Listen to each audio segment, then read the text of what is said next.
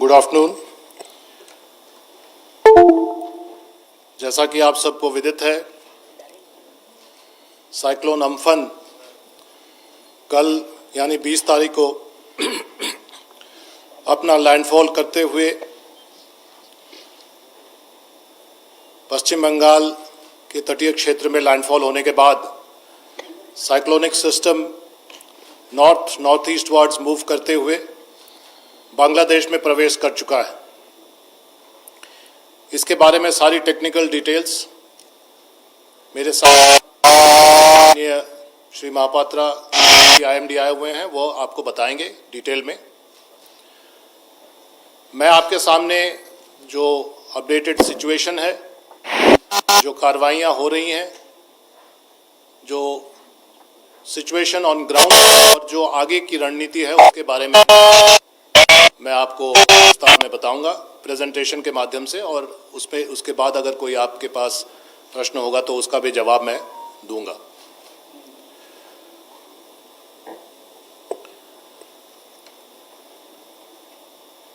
सबसे पहला मुद्दा जो आपके सामने मैं रखना चाहता हूं, आप थोड़ा सा प्लीज जस्ट फोटो। जैसा कि मैंने कल भी आपके सामने रखा था, उसमें थोड़ा बहुत ही बदलाव है। NDRF टीम्स का जो रेस्पॉन्स का काम है वो तो साइक्लोन से पहले ही शुरू हो गया था, और जो प्रिवेंटिव डिप्लॉयमेंट या एंटिसिपेटरी डिप्लॉयमेंट है वो काम 4 दिन पहले से ही शुरू हो गया था। साइक्लोन के हिट करने के तुरंत बाद, जो कि दिन में उड़ीसा में हिट किया और आफ्टरनून में वेस्ट बंगाल में हिट किया, दिन में जहां हिट किया उसके तुरंत बाद आफ्टरनून में ही NDRF की टीमें, दोपहर में ही NDRF की टीमें और शाम तक NDRF की टीमें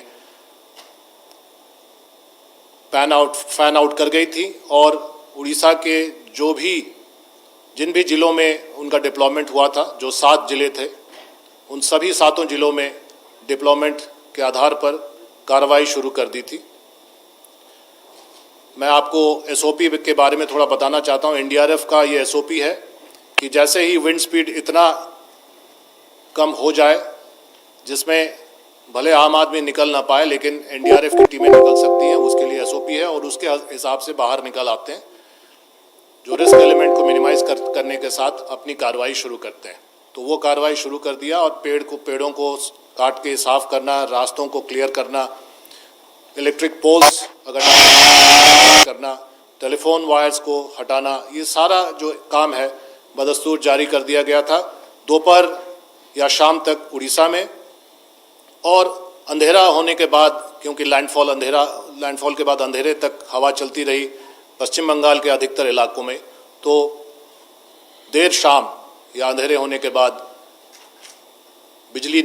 गुम होने के बाद भी, बिजली नहीं होने के बावजूद भी अपने सोर्स और अपने लाइट्स जो हमारे साथ रहते हैं, हम लोग उस मामले में भी सेल्फ सफिशिएंट है, और उसी को इस्तेमाल करके कार्रवाइयाँ शुरू कर दी। आपको मैं उनके बारे में कुछ फोटोग्राफ्स भी आगे दिखाऊंगा।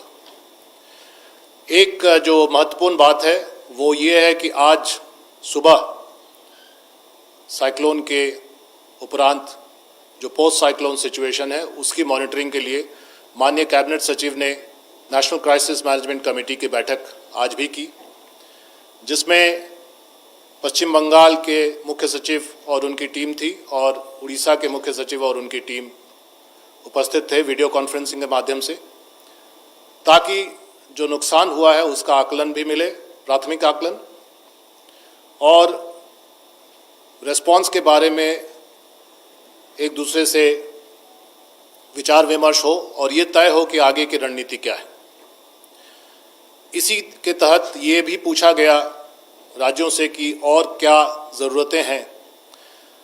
तो शॉर्ट में ये बता दूं कि उड़ीसा में नुकसान उतना भारी नहीं है, उतना नहीं हुआ है, और उनको ये उम्मीद है कि 24 से 48 घंटे में उनके सभी इम्पैक्ट वाले डिस्ट्रिक्ट्स में लाइफ नॉर्मल में आ जाएगा, life will be back to normal.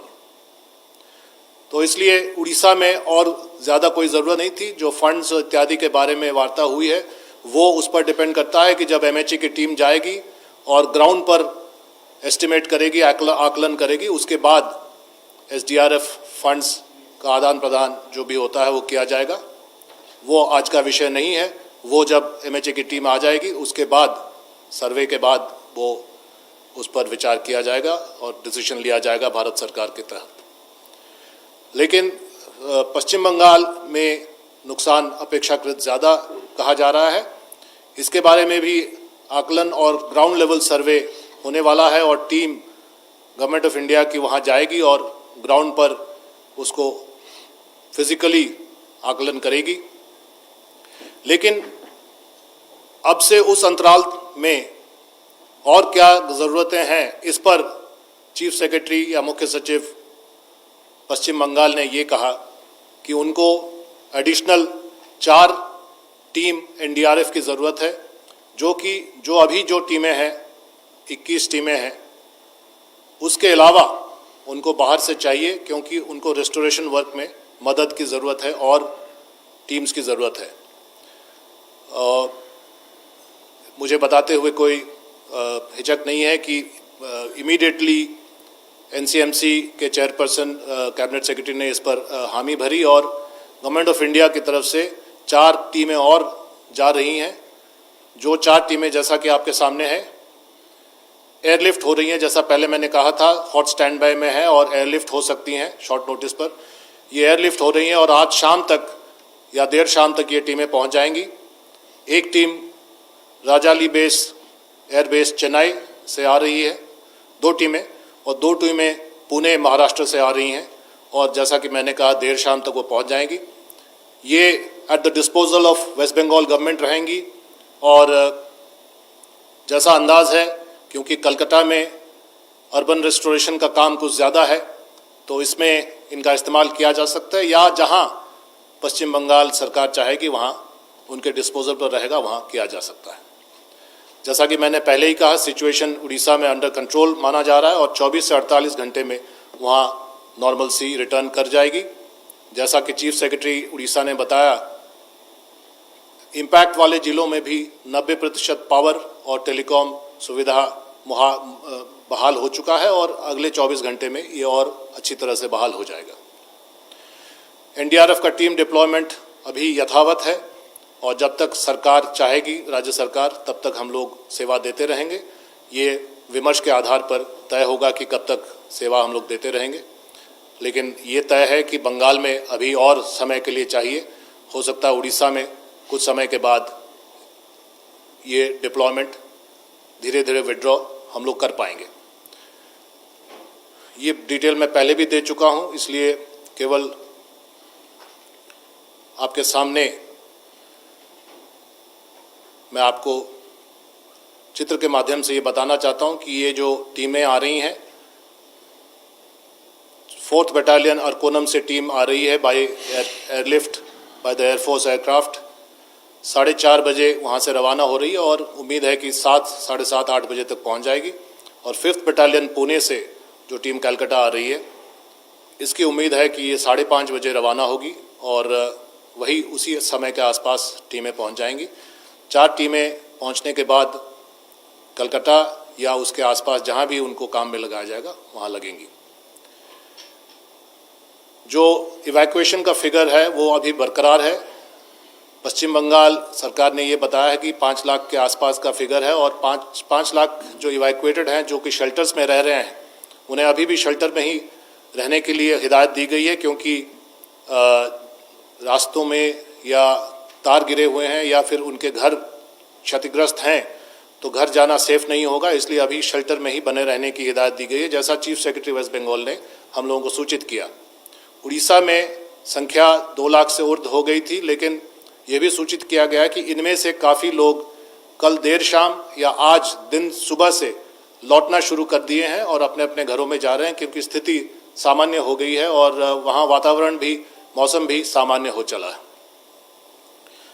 पश्चिम बंगाल में जैसा कि मैंने कहा, अंधेरा होते ही हम लोग काम पर लग गए थे, क्योंकि अंधेरा होते ही नहीं, जैसे ही तूफान अंधेरे के बावजूद तूफान में कमी आई थी, हम लोग काम पर लग गए थे। और ये कुछ पिक्चर्स हैं जो कि सेल्फ एक्सप्लेनेटरी है और किन लोकेशंस पर काम हो रहा है ये भी आप देख सकते हैं। एयरपोर्ट रोड कोलकाता, जहाँ पर बहुत सारे पेड़ गिरे हुए हैं। ये 9 बजे, कल 3 बजे रात का दृश्य है। ये कलकत्ता म्युनिसिपल कॉरपोरेशन के एरिया में ये दिन का दृश्य है, आज सुबह का। ये धर्मतला कोलकाता में, ये आप देख सकते हैं पेड़ के नीचे गाड़ी दबी हुई है धर्मतला मार्केट के पास। एयरपोर्ट रोड कलकत्ता में रात में ही हम लोग पूरी टीमें लगाकर वहाँ काम पर लग गए थे ताकि रोड क्लियर हो जाए, क्योंकि ये एक वाइटल रोड है, लाइफलाइन है एयरपोर्ट का। ये दिन में वही रोड। अलीपुर कलकत्ता, ये अलीपुर में डिस्ट्रिक्ट मजिस्ट्रेट का ऑफिस है जो कि क्षतिग्रस्त था और रास्ते अवरुद्ध हो गए थे। वहाँ पर भी क्लियरेंस का काम एनडीआरएफ ने किया।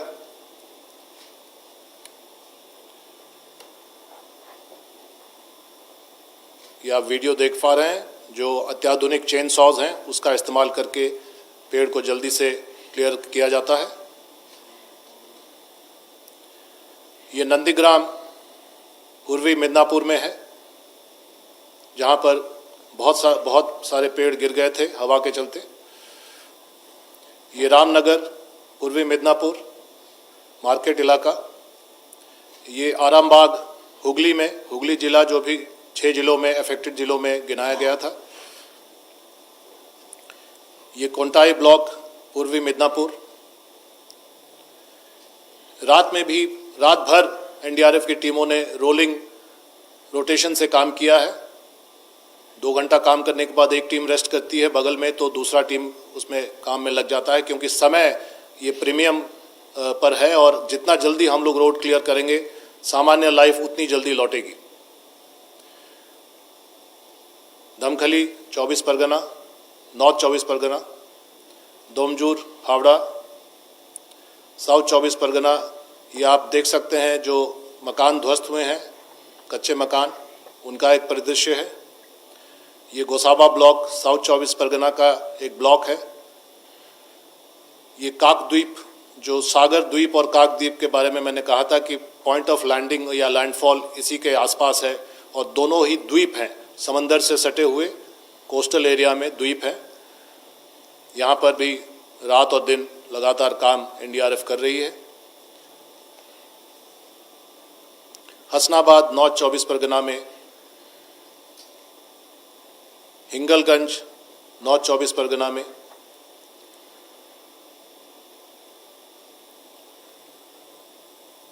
कैखाली नॉर्थ 24 परगना में, कापा नॉर्थ 24 परगना में, नामखाना साउथ 24 परगना में, उलूबेरिया हावड़ा में, जहां काफ़ी अवरुद्ध हो गया था रोड।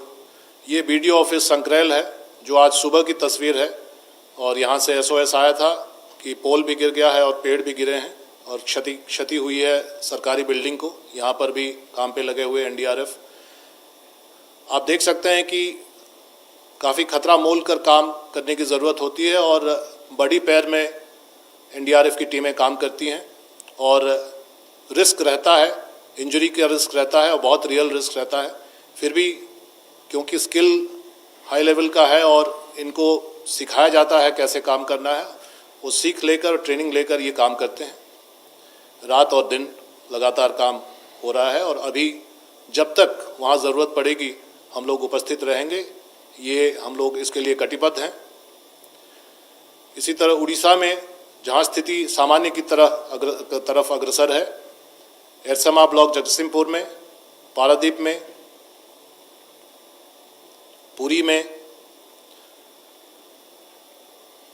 भद्रक जिला में, केंद्रापड़ा जिला में, बालासोर में। तो ये मैं आपसे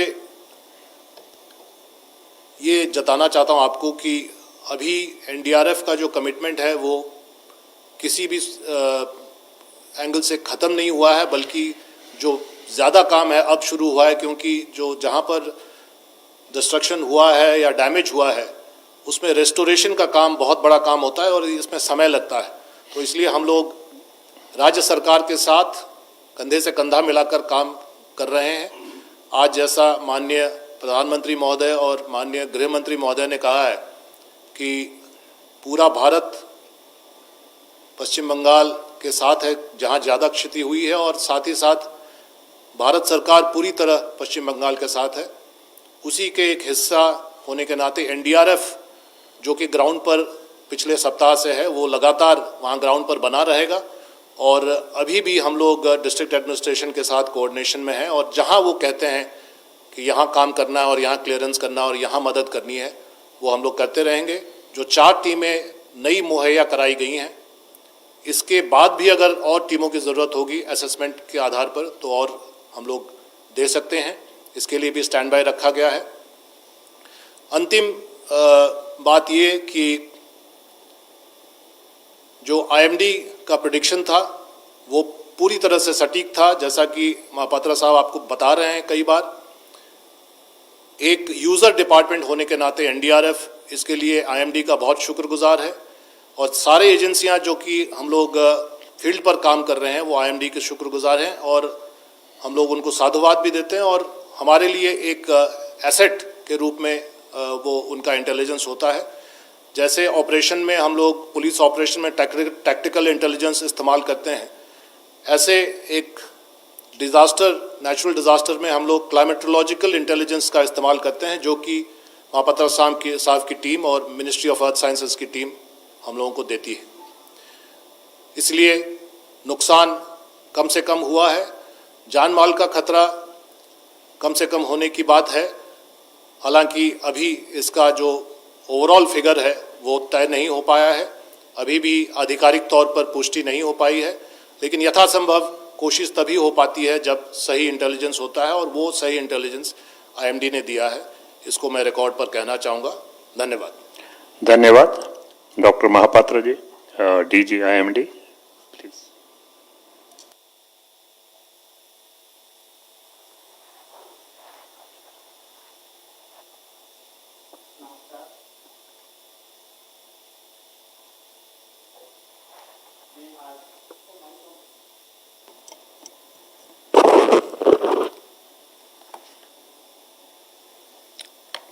मैं आज सुपर साइक्लोन अम्पन का जो करंट स्टेटस है और कल लैंडफॉल के टाइम क्या इसका कैरेक्टरिस्टिक्स रहा, इसके बारे में कुछ आपको बताना चाहता हूँ। आप अभी ये जो मोबिलुफ देख रहे हैं ये सुपर साइक्लोन अम्पन का लाइफ हिस्ट्री है। वो कैसे जेनेसिस हुआ और कैसे इनिशियली उत्तर पश्चिम दिशा पे गति करके इसके बाद इसका दिशा में परिवर्तन हुआ और उत्तर पूर्व दिशा में गति करके, जैसे कल का प्रेस कॉन्फ्रेंस में आपको ये इन्फॉर्मेशन दिया था कि लैंडफॉल प्रोसेस शुरू हो गया था 2:30 बजे, और ये 3:30 से 5:30 बजे के अंदर, जैसे ही हमने बताया था, दीघा और हतिया आइलैंड के बीच जो सुंदरबंस है वही इलाका में सुंदरबंस के ऊपर तट को पार किया। और जैसे ही हम बताए थे कि जब ये सुपर साइक्लोन तट को पार करेगा इसका विंड स्पीड ऐसे ही 155 to 165 किलोमीटर्स प्रति घंटा और गस्टिनेस में 185 किलोमीटर प्रति घंटा का एस्टिमेट किया गया है। और इसके बाद जो हमने जैसे इंफॉर्मेशन दिया था कि ये कलकत्ता के पास जाएगा और सभी डिस्ट्रिक्ट्स जैसे साउथ और नॉर्थ 24 परगना, ईस्ट मिदनापुर में ज़्यादा इसका इम्पैक्ट रहेगा। और इसके बाद कलकत्ता, हुगली, हावड़ा डिस्ट्रिक्ट्स में इसका भी बहुत सीवियर इम्पैक्ट रहेगा। ऐसे ही लगभग देखने को मिल रहा है, जैसे प्रधान साहब ने आपको सूचित किए हैं। अभी इसका स्टेटस आप रडार में देखें, आपको ये जानकारी देकर I am feeling very happy कि भारत सरकार की तरफ से कंप्लीट ईस्ट कोस्ट और वेस्ट कोस्ट में हमारे डॉप्लर वेदर रडार लगे हुए हैं। और ये जो साइक्लोन जब मूव कर रहा था तट के पास, हम पहले विशाखापट्टनम से इसको डॉप्लर रडार में भी ऑब्जर्व किया। इसके बाद Gopalpur Doppler radar, Paradip Doppler radar और कोलकाता में हमारे जो डॉप्लर रडार है इसको भी यूज़ किया गया। इसके साथ साथ जो interim test range DRDO Chandipur में एक डॉप्लर रडार है, इसको भी हम यूटिलाइज किए हैं। सो मैं ये आपको इन्फॉर्मेशन देना चाहता हूँ कि इंडिया मेट्रोलॉजिकल डिपार्टमेंट सभी लेटेस्ट टेक्नोलॉजी को यूटिलाइज किया इसको मॉनिटरिंग करने के लिए, और सभी developed numerical weather prediction models को यूटिलाइज करके अपना नॉलेज, एक्सपीरियंस एंड एक्सपर्टाइज को यूटिलाइज करके इसका ऐसे सक्सेसफुल फोरकास्ट दिया। सिर्फ इसका ट्रैक की नहीं, इसका इंटेंसिटी, इसका landfall point, landfall time, associated weather यानी स्टॉर्म सर्ज, हेवी रेनफॉल और डिफरेंट डिस्ट्रिक्ट्स में होने वाले विंड्स। जो पिक्चर आप देख रहे थे वो पिक्चर में थोड़ा बैक कर सकते हैं पिक्चर को। ये जो पिक्चर आप देख रहे हैं, ये जब साइक्लोन सुंदरबन के ऊपर पास कर रहे थे, ये पिक्चर डॉप्लर रडार कोलकाता से लिया गया है। आप देख पाएंगे कि एक सर्कुलर स्ट्रक्चर सुंदरबन के ऊपर है, इसको साइक्लोन की आई बोलते हैं। आई साइक्लोन के सेंटर होता है। सो इसलिए रडार से हम लोगों को प्रमाण मिल जाता है कि एक्चुअली साइक्लोन किस एरिया में तट को पार किया है। सो इस चित्र से स्पष्ट होता है कि सुंदरबन के ऊपर 3.5 से 5.5 के ऊपर साइक्लोन के सेंटर तट के ऊपर पास किया है। जैसे हम बोल रहा था, जब यह साइक्लोन तट पार कर रहा था, इसका सबसे ज़्यादा विंड स्पीड 155 to 165 kmph और गस्टिनेस में 185 kmph रहा है। ऐसे ही हमारा पूर्वानुमान था। कोलकाता, हावड़ा, हुगली वगैरह एरिया में भी हम बहुत हाई विंड स्पीड प्रेडिक्ट किए थे। फॉर एग्जांपल, कोलकाता के लिए हमारा पूर्वानुमान था कि 110 से 135 किलोमीटर प्रति घंटा, और जो विंड रिकॉर्ड किया गया कोलकाता में वो 130 किलोमीटर प्रति घंटा दमदम में जो हमारा ऑब्जर्वेटरी है उसमें रिकॉर्ड किया गया है, और ये 6:55 पर रिकॉर्ड किया गया है। कोलकाता के ऊपर लगभग 5 बजे से विंड स्पीड बढ़ना शुरू हुआ और सबसे ज़्यादा विंड स्पीड लगभग 7 बजे के 7:20 तक रहा। इसके बाद विंड स्पीड कम रहा। सो इसका जो इंटेंस विंड स्पीड कोलकाता के ऊपर लगभग 5 बजे से 9 बजे तक रहा, और इसके बाद धीरे धीरे कम हुआ जैसे साइक्लोन धीरे धीरे उत्तर पूर्व दिशा में इसका मूवमेंट जारी रखा। इसके साथ साथ पूरी इलाका में south and north 24 Pargana, east Midnapore, Howrah, Hooghly, Kolkata वगैरह सभी जगह में heavy to extremely heavy rainfall हुआ है। जैसे कोलकाता में आज 5:30 बजे तक रेनफॉल आलीपुर में 24 सेंटीमीटर और दमदम में 20 सेंटीमीटर और हल्दिया में 8 सेंटीमीटर रिकॉर्ड हुआ है। जो अब 20 सेंटीमीटर से रेनफॉल ज़्यादा होता है इसको हम एक्सट्रीमली हेवी रेनफॉल बोलते हैं। ये साइक्लोन कलकत्ता के ऊपर मूवमेंट किए हुए नॉर्थ ईस्ट दिशा में इसका गति चालू रखा और आज सुबह ये वीक होकर एक साइक्लोनिक स्टॉर्म में परिणत हो गया।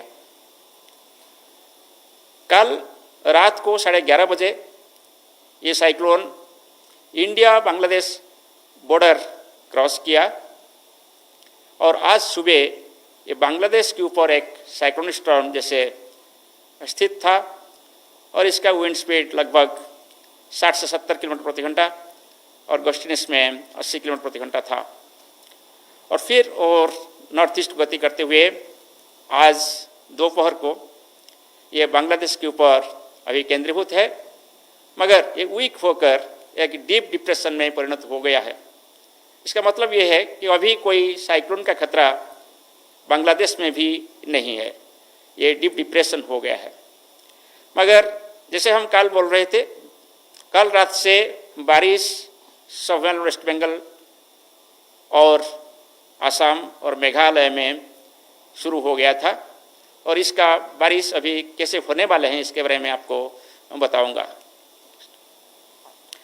ये है अभी तक जो हम विंड का पूर्वानुमान कर रहे हैं बांग्लादेश इलाका में और इसके साथ साथ जो हमारा मेघालय वेस्टर्न मेघालय इलाका में वहाँ अभी 50 से 60 किलोमीटर प्रति घंटा विंड अगले 3 घंटे के लिए हो सकता है और इसके बाद और 6 घंटा के लिए विंड स्पीड 40 से 50 किलोमीटर प्रति घंटा और धीरे धीरे कम होते हुए 30 से 40 किलोमीटर प्रति घंटा होने का उम्मीद कर रहे हैं और कल सुबह इस एरिया में और इसकी वजह से कोई ऐसे स्ट्रांग विंड होने का उम्मीद नहीं है।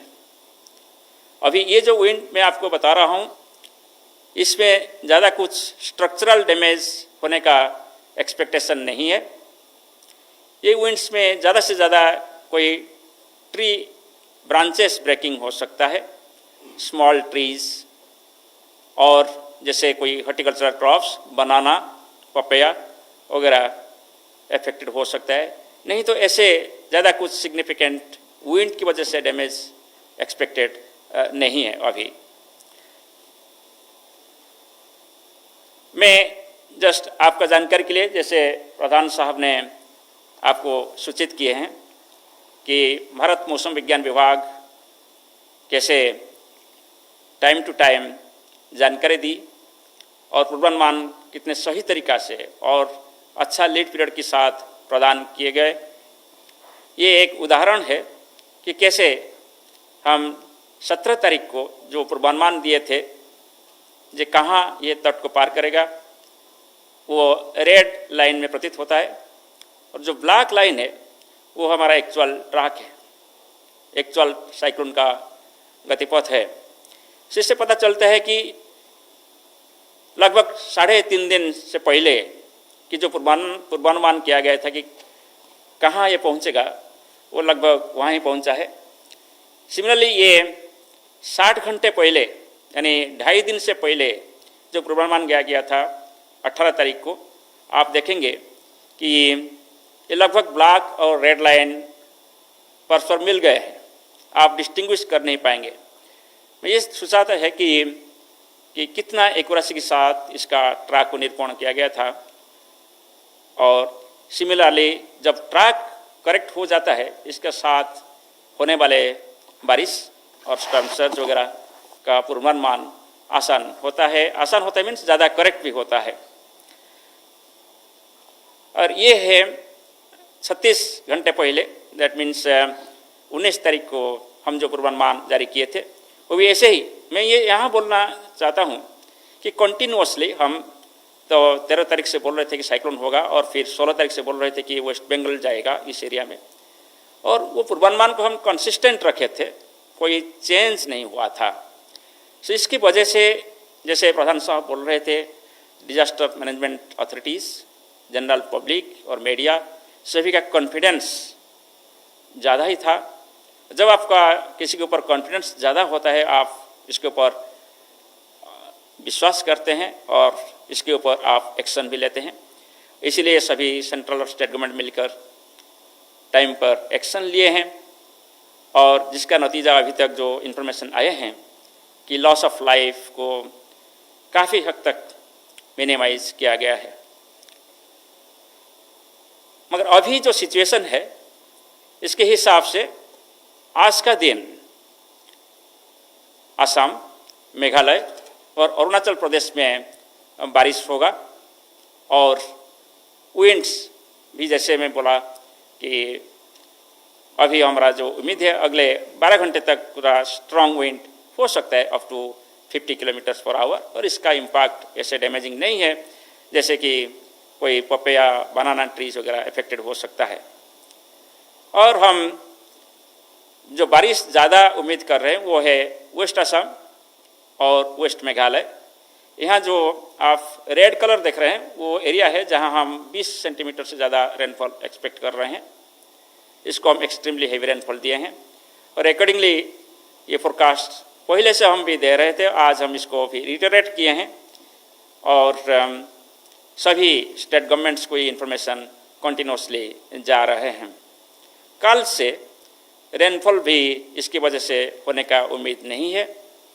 सो जो हमारा वार्निंग है सिर्फ आज असम, मेघालय में ज़्यादा है और अरुणाचल प्रदेश के लिए भी हम आइसोलेटेड हेवी रेनफॉल एक्सपेक्ट कर रहे हैं। मैं यहाँ आपको इन्फॉर्म करना चाहता हूँ कि इसके अभी वेस्ट बंगाल में कोई प्रभाव नहीं है, इसलिए साइक्लोन की वजह से कोई ऐसे एडवर्स सिचुएशन अभी नहीं होगा रिलीफ रेस्क्यू ऑपरेशन के लिए। फिर भी हम दूसरे जो वेदर सिस्टम्स वगैरह हैं इसके ऊपर नज़र रखे हैं और टाइम टू टाइम हम दूसरे adverse weather systems like thunderstorms के बारे में भी हम सूचित करते रहेंगे। सो एट लास्ट मैं आप सभी को बधाई देता हूँ। मैं पर्सनली आप सभी का जो सपोर्ट, कोऑपरेशन, जिसकी वजह से हमारा सभी वेदर इंफॉर्मेशन, वार्निंग सही टाइम पर लोगों के पास पहुंच पाया, इसलिए मैं आप सभी के पास आभार प्रकट करता हूं। और ये जो सक्सेस स्टोरी अभी हम देख रहे हैं ये सिर्फ इंडिया मेट्रोलॉजिकल डिपार्टमेंट की नहीं, ये पूरे कंट्री के है। इसमें सभी stakeholders, disaster management authorities including NDRF, the concerned state governments like Government of Odisha, Government of West Bengal, all central government agencies with active leadership of our Honorable Prime Minister, Home Minister, Honorable Cabinet Secretary, Honorable Home Secretary, Honorable Home Minister, हम लोग ये अभी प्रमाण किए हैं कि हम technology को इस्तेमाल करके साइक्लोन के लिए होने वाले आपदाओं का सम्मुखीन हो सकते हैं, फेस कर सकते हैं और हमारा लाइफ एंड प्रॉपर्टी को सेफ रख सकते हैं। आप सभी का कोऑपरेशन के लिए फिर मैं आप सभी को धन्यवाद देता हूँ। धन्यवाद। धन्यवाद। I think mister Pradhan wants to add just. ये जो आज जो NCMC की बैठक हुई कैबिनेट सचिव के अध्यक्षता में, जैसा कि मैंने आपको कहा कि इसका मूल उद्देश्य था कि एक प्राथमिक इनपुट स्टेट एडमिनिस्ट्रेशन से और चीफ सेक्रेटरी और अन्य उनके टीम मेंबर से मिल जाए कि क्षति क्या हुई है और क्षति जो जान माल की क्षति है इसका आकलन में समय लगता है। चाहे जान की क्षति हो चाहे माल की क्षति हो, उसको धीरे धीरे पता चलता है। इसलिए ये एक प्रक्रिया अभी शुरू हो चुकी है और आने वाले दिनों में बहुत जल्द ही मिनिस्ट्री ऑफ होम अफेयर्स, गृह मंत्रालय की टीम जाएगी और जो माली क्षति है उस पर आकलन करेगी। जहाँ तक लाइफ का प्रश्न है, हाउ मेनी डेड या इंजर्ड, इसके बारे में भी समीक्षा हो रही है और ये संख्या आधिकारिक रूप से बदल भी सकती है। आज सुबह चीफ सेक्रेटरी महोदय वेस्ट बंगाल ने एक जो संख्या दी उसको फिर उन्होंने कहा कि रिवाइज हो सकता है, सुबह की बात थी और वो रिवाइज आगे भी होने की संभावना है। इंजर्ड का भी संख्या का रिवाइज होने की संभावना है और इसी तरह प्रॉपर्टी डैमेज की भी संख्या और परिमाप तभी फाइनल होगा जब सर्वे हो पाएगा।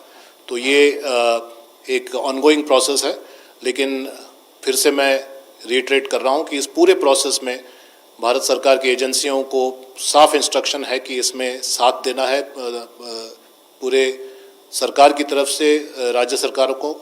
राज्य सरकार का ये रिस्पॉन्सिबिलिटी ज़रूर है कि डिज़ास्टर रिस्पॉन्स और डिज़ास्टर मैनेजमेंट के सिस्टम्स को अपने अगुवाई में करें, लेकिन ये कोऑपरेटिव फेडरलिज्म के अंदर ये अब तय है कि भारत सरकार की सारी एजेंसियां, सारे जो स्टेक होल्डर मंत्रालय हैं, चाहे DOT हो, department of telecom, ministry of power, सभी लोग काम पर लग गए हैं कि जल्द से जल्द रेस्टोरेशन हो जाए और लाइफ बैक टू नॉर्मल हो जाए इन इलाकों में जहां पर साइक्लोन का इम्पैक्ट हुआ है। धन्यवाद। धन्यवाद। Palome from India Today. So my question is about the damage and destruction which we've witnessed in Kolkata, which is an urban center, quite unanticipated, the destruction that we've seen. Now, if the forecast was right, was it lack of preparedness on part of the state? Because was it a disaster management failure? No. Well, the anticipated wind speeds were true to the prediction. The preparation for the falling of trees and poles cannot be anticipated to the exact point where trees will fall down or poles will fall down. Now the litmus test is how quickly the restoration can happen. And I think we are on the job for that. And as I said, the entire country, in the words of the Prime Minister, and the entire country's union government and the agencies of the union government, including the NDRF and the IMD and all the ministries that I just named, will go full tilt so that restoration is at the earliest. And that is the commitment that we give. ANI here. Sir, I'm Sahil Pandey from ANI News Agency. Sir, my question is related to the Kolkata airport. Just because of the cyclone, there is a waterlogging which has taken place, and Government of India has decided that they will open up the domestic flights. So when can we expect that there will be a complete restoration in that airport and also for the city? Well, I do not have the authoritative information about the exact full restoration, but it is. I can inform you this much, that in the NCMC, on the video conference was also the Civil Aviation Secretary to the Government of India, and he clearly assured the Cabinet Secretary, who is the chairperson of the NCMC, that by the afternoon of today, so I would assume that probably things must have been put in place and normalcy must have returned to the airport, because he assured that by afternoon of today, which is already in the afternoon today, the airport will be functional. There was an issue of some meteorological equipment which was not in proper condition, had to be repaired, but I believe that has also happened, and I think as promised, in the afternoon itself that will work, or by evening it will work, because as I told you, our aircraft, the two Air Force aircrafts which are now ferrying 2 NDRF teams each, are ultimately going to land in the Kolkata airport sometime this evening or late evening. So I'm sure the things must have started working there, or will soon start working there. 39. Sir my name is Anu Mitra, I am from Anand Bazar Patrika. Sir मेरा question प्रधान sir के लिए है. NDRF is the only central team which is working on the ground level right now. As per the ground report which have received by you, don't you think Amphan should be declared as a national disaster, as because it's already demand is rising in Bengal? That is not within my brief to comment upon. It's it's a policy decision. I'm sure it will be considered at the appropriate levels. Thank you very much, friends. Thank you.